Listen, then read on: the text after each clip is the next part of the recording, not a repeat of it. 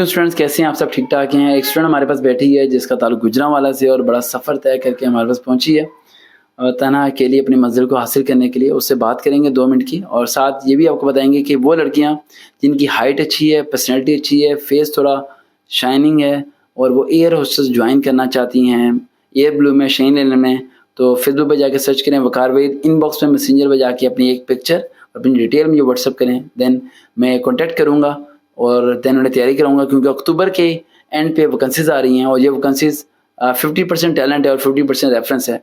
तो टैलेंट तो आप लोगों के पास होगा और रेफरेंस मैं यूज़ करूंगा। जब दोनों चीज़ें मिल जाएंगी तो मंजिल आपको मिल जाएगी। पहले एक बात करते हैं गुड़िया से। अस्सलाम वालेकुम बेटा। वालेकुम अस्सलाम। कैसी हैं आप? ठीक ठाक हैं? अल्हम्दुलिल्लाह ठीक। पहले तो काफ़ी डिस्कशन हमारी होगी कि आप पूरी रात सोई नहीं और हमसे मुलाकात करने के लिए आ गई। ये तलाश कैसे किया आपने? मैंने जब एएसएफ का टेस्ट देना था ना फिजिकल, तो मैंने उसमें कुछ वीडियोस देखी थी जॉगिंग की और ऐसे तैयारी कैसे करनी है, रनिंग टेस्ट कैसे, तो उसमें मैंने आपकी ना 2-3 वीडियोस देखी थी एएसएफ की, वो सामने आई लिस्ट में। तो उधर जब मैंने आपकी 2-3 वीडियोस देखी मुझे काफ़ी अच्छी लगी और आपने बड़ा डिटेल में सारा कुछ बताया हुआ था। सच बोला होता सारा। तो तब वहाँ से मैंने मतलब आपकी जब वीडियोस देखी ना तो मैंने आगे मजीद आपको सर्च करती रही, आपकी मजीद वीडियोस देखती रही। जब वो टेस्ट क्लियर किया फिर उसके बाद रिटर्न टेस्ट के लिए आपकी यानी कि ढूंढने से मेरा नंबर मिल जाता है। तो वो जो लोग जो कमेंट में लाइन लगी हुई होती है कि सर जी हम थक गए हैं, 2-2 साल से आप हमें मिलते नहीं हैं, उन्हें क्या कहोगे? मैं उनको ये नंबर ना बताना। नहीं, मैं उनको ये मतलब ये बोलूँगी कि आप सर्च करें। मैंने मतलब जब मुझे मेरे पास फेसबुक था और यूट्यूब था तो मेरे माइंड में भी ये था कि मतलब मुझे कॉन्टैक्ट नंबर मिल जाए तो मैं इजीली आपको जो है ना वो मैसेज कर सकूँ। तो उसमें मतलब एक वीडियो आपकी रिसेंटली फिर अपलोड हुई कि मुझे मैसेज कैसे कर सकते हैं, मेरा ये फेसबुक पे नंबर है, तो आप उधर से मैंने अब फेसबुक के पेजेस आपके ओपन किए और वहाँ पे सामने आपका नंबर मेंशन था। इजी है, ढूंढना मुश्किल नहीं। अच्छा, वो तमाम लड़कियों को क्या पैगाम देना चाहती हो जिन लड़कियों को एक घर वाले उन्हें पढ़ने नहीं देते, उन्हें अप्लाई नहीं करने देते और बहुत मुश्किलात में बच्चियाँ, उन्हें क्या कहना चाहती हो? मैं उनको यही कहना चाहूँगी कि इसके एग्जाम्पल मैं खुद हूँ। मैंने खुद 4 साल अपनी फैमिली से लड़ाई की है, अपने भाई से, अपने रिलेटिव्स से।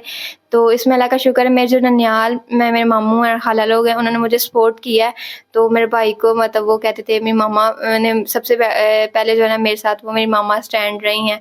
तो सिर्फ वही थी, अदरवाइज बाकी मतलब मैंने इतना कुछ स्ट्रगल किया। मेरे भाई जो है ना मुझे कहने लगे थे ये पढ़ लिख के बगावत पे आ गई है। मतलब मैंने एक हफ्ता खाना नहीं खाया, मैंने इतनी कुछ स्ट्रगल किया ना कि आप सोच नहीं सकते। माशाल्लाह ये सब कोई फिजिकल वगैरह टेस्ट पास कर चुके हो और आप बिलीव नहीं करेंगे, लड़कियों की हिम्मत नहीं आनी चाहिए। जी, बिलीव नहीं करेंगे कि जब मेरा एएसएफ के लिए मैंने बस बाय चांस है ना वो फॉर्म फिल किया और जब मेरा पोस्ट पे दोनों पे सिलेक्शन के लिए आए ना टेस्ट के लिए, मैंने घर आके बताया तो मेरे भाई इतने एक्साइटेड कहते हैं वाह तुम्हारा आ गया। तो मेरे पापा भी कहते हैं और मेरे भाई भी कहते हैं कि एएसआई के लिए जाना है, कॉर्पोरल के लिए नहीं जाना, एएसआई की पोस्ट अच्छी है उधर अप्लाई करो। मेरे भाई कहते हैं कि तुम्हारे लाहौर में सेंटर बन गया ना तो हम लाहौर में शिफ्ट हो जाएंगे, तुम अपनी जॉब आप देखना शुरू हो गए। यानी कि अगर बच्चे अपनी मंजिल तक पहुंचे तो घर वालों के रवैये बदल जाते हैं। मैं कहती हूँ आप जब तक आप खुद अपने लिए नहीं ना कुछ करते तो कोई भी आपके लिए कुछ नहीं करता।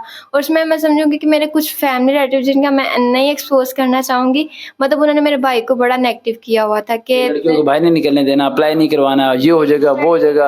और उनकी मतलब खुद बच्चे और अपने बच्चों को पढ़ाते हैं, डेफिनेटली जॉब भी करवा रहे हैं। और मैं अपने भाई को कहती थी कि तुम्हें उनकी नजर नहीं आ रही बच्चियां, या तुम उनके घर को नहीं देख रहे और हमारे घर में तुम वो ये चीज करवा रहे हैं। लेकिन फिर भी मैं यकीन करें कि मैं इतनी कुछ स्ट्रगल की है ना, इतना मैंने फाइट किया, मैंने समझे कि टॉर्चर भी फिजिकली कहीं ना कहीं आज अल्लाह ताला ने यहाँ पहुँचा दिया ना आपको। और वही भाई है वो कहता है कि तुमने कामयाब हो के आना, पास हो के आना। उन्हें पता है आप सर्वकार के पास आ रहे थे? जी, उनको बता के आई हूँ मैं। तो वो बड़ा एक्साइटेड थे, तो मुझे कहते थे कि चलो, मुझे मामा को कहते हैं कि जब तक सना उधर है ना आप 3-4 माह उधर रह के। मैंने कहा नहीं, आप मामा को वापस ले आओ, मैंने अब उधर रहना, उधर से मैंने आगे जाना है। इंशाल्लाह ये रिकमेंड होगी और सिलेक्ट होगी। और आखिरी कोई अल्फाज हमारे अदारे के बारे में क्या बोलना चाहते हो? मैं ये कहूँगी कि अगर कोई भी बच्चा जॉबलेस है या वो अपनी ज़िंदगी में कुछ करना चाहता है या बनना चाहता है तो वो आपको सर्च करके एक दफ़ा आप तक ज़रूर जो है ना वो आए। क्योंकि मैंने भी आपको ऐसे फाइंड किया है कि जैसे आप मेरे लिए जो है ना वो 100% होप है, 99% भी नहीं बोलूँगी, 100% बोलूँगी कि आप जो है ना वो बच्चों को बगैर किसी मतलब लालच के, बगैर किसी मुआवजे के उनकी मंजिल तक पहुंचाते हो। और ये आजकल पेरेंट्स भी नहीं इतना कर पाते और रिलेटिव्स तो बिल्कुल ही कर सकते। बड़ा बस दुआ कीजिएगा। Thank you so much. देखते हैं चैनल सर्वकार भाई, बहुत अच्छी दुआएं दी हमें और दुआओं की ज़रूरत है।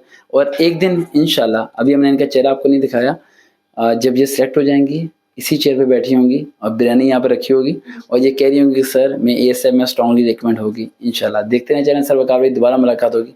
अल्लाह हाफिज़।